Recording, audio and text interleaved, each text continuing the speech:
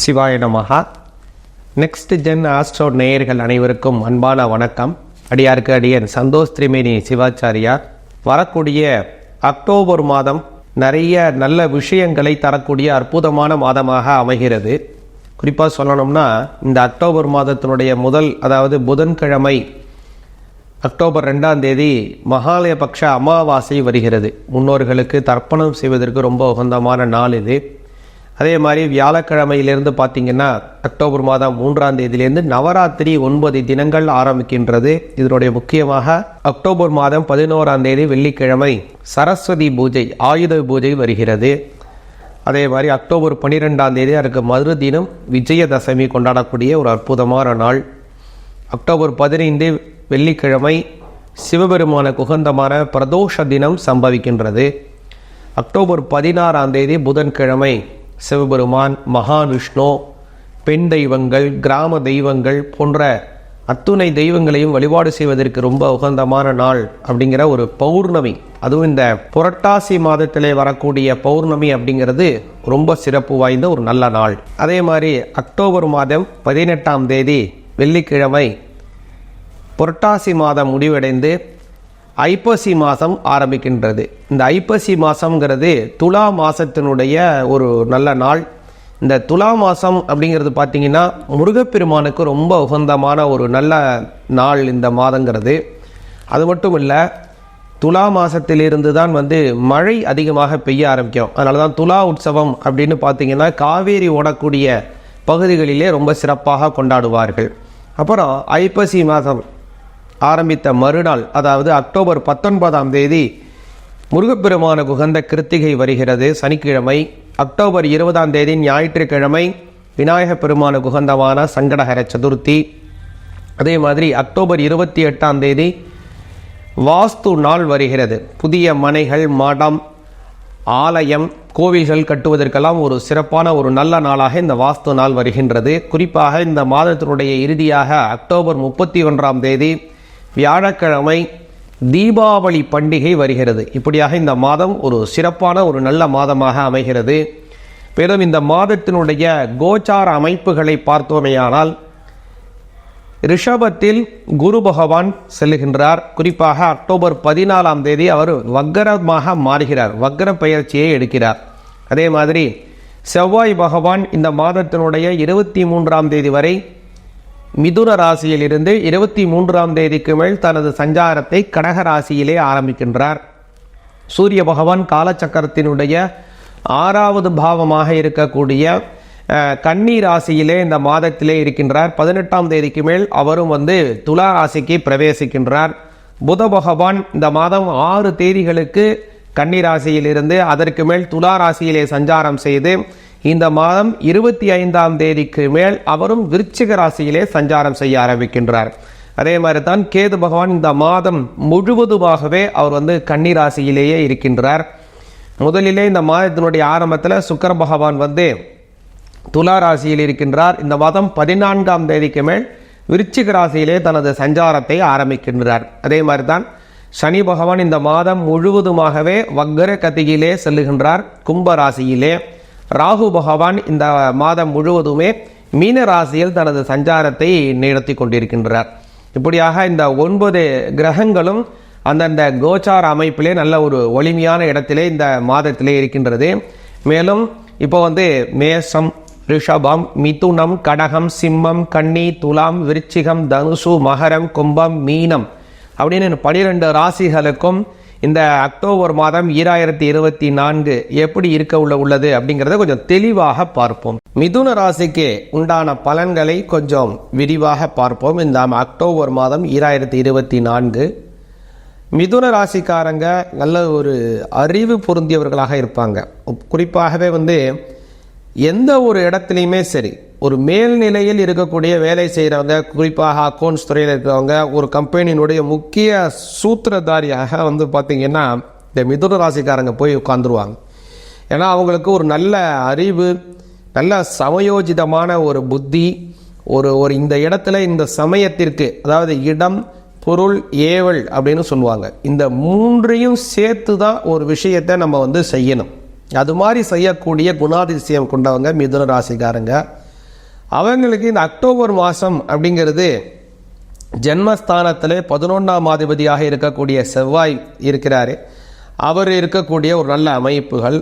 12ஆம் பாவத்திலே 7ஆம் அதிபதி 10ஆம் அதிபதியாக இருக்கக்கூடிய குரு பகவான் கொஞ்சம் வக்கரத்தை ஆரம்பிக்கவிருக்கின்றார் இந்த மாதத்திலிருந்து. அதனால் நல்ல ஒரு ப்ளஸ் இந்த மாதத்திலே உங்களுக்கு அருமையாக இருக்கிறது.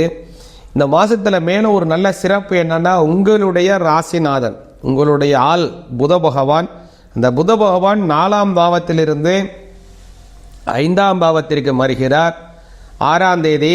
அதே 6ஆம் தேதிக்கு அப்புறம் 25ஆம் தேதி 6ஆம் பாவத்திற்கு மாறுகிறார். 4ல் இருந்து 5க்கு 6ஆம் பாவம் வரைக்கும் இந்த புத பகவான் மாறுறார் உங்கள். அதனால் குறிப்பாக சொல்லணும்னா 4 கூடையவர் 4ஆம் பாவத்தில் ஆட்சி பலம் பெறக்கூடிய காலம். புதிய சொத்துக்கள் வாங்கிறது, புதிய வாகனங்கள் போன்ற அமைப்புகளை உருவாக்கி தருகிறார். இன்னொரு சிறப்பு இந்த மாதம் என்ன அப்படின்னா, சூரிய பகவான் 3ஆம் அதிபதி 4ல் போகக்கூடிய காலம். அதனால் உங்களுக்கு தாயார் வழியில் ஏதாவது சொத்துக்கள் வர வேண்டி இருக்கு. அதே மாதிரி உங்களுக்கும் உங்களுடைய தாயாருக்கும் ஒரு சுமூகமான உறவு இல்லை, அல்லது உங்கள் தாயார் ஒரு இடத்துல இருக்காங்க, நீங்கள் ஒரு இடத்துல இருக்கீங்க, அவங்கள நீங்கள் கூட்டிகிட்டு வச்சுக்க முடியல, அல்லது அவங்களோட இடத்துக்கு நீங்கள் போய் இருக்க முடியாத சூழ்நிலைகள் அப்படிலாம் இருந்து வந்ததுன்னா, இந்த மாதத்தில் அவைகள் எல்லாம் மாறுவதற்கோ, அவர்களுடன் நீங்கள் போய் இருப்பதற்கும், அல்லது அவர்கள் உங்களுடன் இருப்பதற்கோ நல்ல வாய்ப்புகள் உருவாகுகிறது. அதனால் இந்த இதை நீங்கள் நல்லா பயன்படுத்தணும். இந்த மாதத்தை, இந்த அக்டோபர் மாதத்தை மிதுன ராசிக்காரங்க பயன்படுத்தினாங்க அப்படின்னா நல்ல ஒரு சொத்துக்கள் சேர்க்கை, அது மட்டுமல்ல சொந்த பந்தங்களினுடைய ஆதரவு மட்டுமல்ல, உங்களுடைய தாயாரினுடைய ஆசீர்வாதம் உங்களுக்கு கிடைக்கும். அதனால் இதை நீங்கள் இந்த மாதத்தை பயன்படுத்திங்க. 5ஆம் பாவத்திலே புத பகவான் 6ஆம் தேதியிலிருந்து போகிறார். இந்த 6ஆம் தேதியிலிருந்து உங்களுக்கு 5ஆம் இடத்திலே போகக்கூடிய புத பகவான் உங்களுக்கு கல்வி சார்ந்த நல்ல அறிவை தருகிறார். இப்போதைக்கு உங்களுடைய வேலை பார்க்கிற இடத்துல உங்களுக்கு ஒரு அப்டேட்டான ஒரு அறிவு வேணும் அப்படிங்கிற ஒரு நீண்ட நாள் எதிர்பார்ப்பு நிவர்த்தி அடைகிறது. உங்களுக்குன்னு ஒரு முக்கியமான ஒரு இடத்துல ஒதுக்கி அதில் நீங்கள் உங்களுக்குன்னு உங்களுடைய அறிவுகளை அபிவிருத்தி செய்ய போறீங்க. ஒரு சிலருக்கு பார்த்தீங்கன்னா 12ல் குரு போகக்கூடிய காலம் அப்படிங்கிறதுனால ஒரு இன்ப சுற்றுலாக்கள் போவதற்கு வெளியூர், வெளியிடம், அல்லது உங்களுடைய உல்லாசமான உங்களுடைய வாழ்க்கை துணைவருடன் ஏதாவது ஒரு இடத்திற்கு போகி வருவதற்கான வாய்ப்புகள் உள்ளது. ஏன் அப்படின்னா 7ஆம் அதிபதி 12ஆம் இடத்துல வக்ரம் அடையக்கூடிய காலம் அப்படிங்கிறதுனால ஒரு இன்ப சுற்றுலாக்கள் அமைவதற்கும், 10ஆம் அதிபதியாக இருக்கக்கூடிய குரு பகவான் வக்ரம் அடைகிறதுனால இதே சுற்றுலா உங்களுடைய தொழில் நிமித்தமாகவும் இருப்பதற்கும் வாய்ப்புகள் உள்ளது. சுக்கிர பகவான் 5ஆம் இடத்துல ஆட்சி பலம் பெறுகிறார் இந்த மாசத்துல. அதனால நீண்ட நாட்களாக குழந்தை இல்லாமல் இருப்பவர்களுக்கு குழந்தை பாக்கியம் கிடைப்பதற்கு வாய்ப்பு பிரகாசமாக உள்ளது இந்த மாசத்துல. அதனால ரொம்ப நாளாக குழந்தை இல்லைங்க அப்படின்னு இருக்கிறவங்களுக்கு இந்த மாதத்தில் முயற்சி பண்ணுங்க. உங்கள் மேலே குழந்தை தவழ்ந்து உங்களுடைய வீட்டில் குழந்தை சத்தம் கேட்பதற்கு, உங்கள் வீட்டில் தூளி ஆடுவதற்கும் நல்ல அமைப்புகள் உருவாகவிருக்கின்றது இந்த மாதத்திலே. அதனால் இந்த மாதத்தை மிதுன ராசிக்காரங்க நல்லா பயன்படுத்த வேண்டும். மேலும் இப்போ தான் அஷ்டம சனி நிவர்த்தி அடைந்து ஒரு 6 மாதம் ஆகுது உங்களுக்கு. ரொம்ப நாளாகவே மிதுன ராசிக்காரங்களை பார்த்தீங்கன்னா கொஞ்சம் புராத காலமாக இருந்து இந்த 8 மாதமாக தான் உங்களுக்கு கொஞ்சம் ஒரு நிவர்த்தி, ஒரு ரிலீஃப் அப்படின்னே சொல்லலாம் உங்களுக்கு. அது இதில் இப்போ உங்களுக்கு மேலும் ஒரு சிறப்பு என்ன அப்படின்னா, இந்த மாதத்தில் அதே சனி பகவான் வக்கரத்தில் போகவிருக்கின்றார். அதனால் 9ல் சனி பகவான் வக்கரம் அடையக்கூடிய காலம் அப்படிங்கிறது நன்மைகளைத்தான் அதிகமாக தருவார். அதுவும் குறிப்பாக சொல்லணும் அப்படின்னா எந்த மாதிரியான நன்மைகள் தருவார் அப்படின்னா, இரும்பு சம்பந்தப்பட்ட வியாபாரம் செய்பவர்களுக்கும், மிதுன ராசிக்காரங்க யாரெல்லாம் இரும்பு சம்பந்தப்பட்ட வியாபாரம் செய்கிறாங்களோ, அல்லது வாகனம் சார்ந்த ஒரு வியாபாரம் செய்பவர்களாக இருந்தாலும், அல்லது ஸ்கிராப் பிஸ்னஸ் பண்ணுறது, வெளிநாடுகளுக்கு ஏதாவது ஒரு பொருளை ஏற்றுமதி செய்வது அல்லது ஒரு இறக்குமதி செய்வது, அசைவ பதார்த்தங்கள் சார்ந்த தொழில் செய்வது, அல்லது அசைவ உணவுப் பொருட்கள் ஹோட்டல் பிஸ்னஸ் செய்கிறது, இந்த மாதிரியான ஒரு தொழில் செய்பவர்களுக்கு, அல்லது மேன் பவர் செய்யக்கூடிய, அதாவது ஒரு விஷயத்தில் ஒரு இடத்துல மேன் பவர் செய்கிறது, இது ஸ்கிராப் பிஸ்னஸ், அதுக்கப்புறம் ஹவுஸ் கீப்பிங் டெண்டர், இந்த மாதிரி ஒரு பெரிய இடத்துல செஞ்சு செய்யக்கூடியவங்க, அது மாதிரி இருக்கிறவங்களுக்கு எல்லாருக்குமே பார்த்தீங்க அப்படின்னா, அது மாதிரி பெட்ரோலியம் ப்ராடக்ட் விற்பனை செய்யக்கூடியவங்க, அதில் வேலை பார்க்குறவங்க, இந்த மாதிரி செய்கிறவங்க எல்லாருக்குமே இந்த மாதம் ஒரு நல்ல மாதம் அப்படின்னு சொல்லலாம் மிதுன ராசிக்காரங்களுக்கு. ஏன் அப்படின்னா அதற்கு முக்கிய காரணகர்த்தாவாக இருக்கப்பவர் சனி பகவான். அவர் 9ஆம் பாவத்திலே வக்ரம் அடைகிறார் இந்த மாதம் முழுவதுமாகவே. அதனால் நல்ல ஒரு பிரகாசமான நல்ல ஒரு அபிவிருத்திகள் மிதுன ராசிக்காரங்களுக்கு ஏற்படும். குறிப்பாகவே இந்த மாதத்தில் உங்களுக்கு ராகு 10ஆம் இடத்துல போகிறதுனால இந்த மாதத்தில் வரக்கூடிய வெள்ளிக்கிழமை அல்லது செவ்வாய்க்கிழமை அல்லது ஞாயிற்றுக்கிழமை இந்த மாதிரி வரக்கூடிய நாளில் ராகு காலம், ஞாயிற்றுக்கிழமை ராகு காலம் மாலை 4:30 6 மணி வரை. அதே மாதிரி வெள்ளிக்கிழமை 10:30 12 மணி வரை.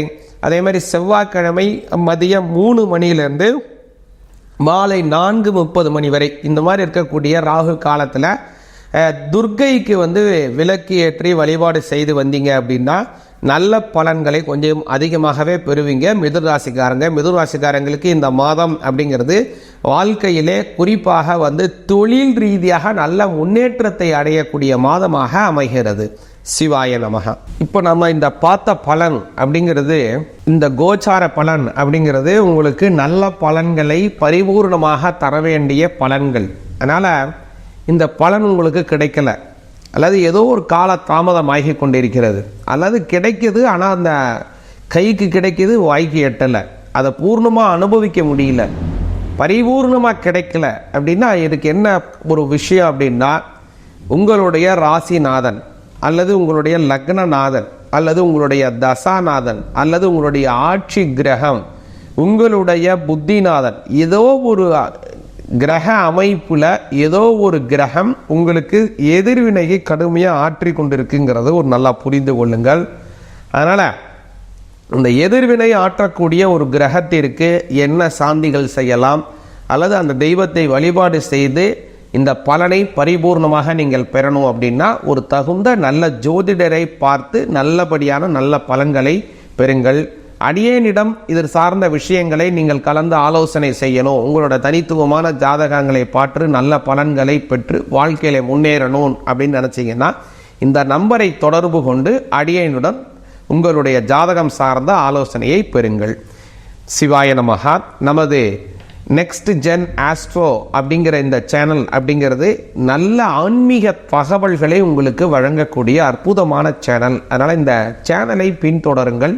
சிவாய நமஹா.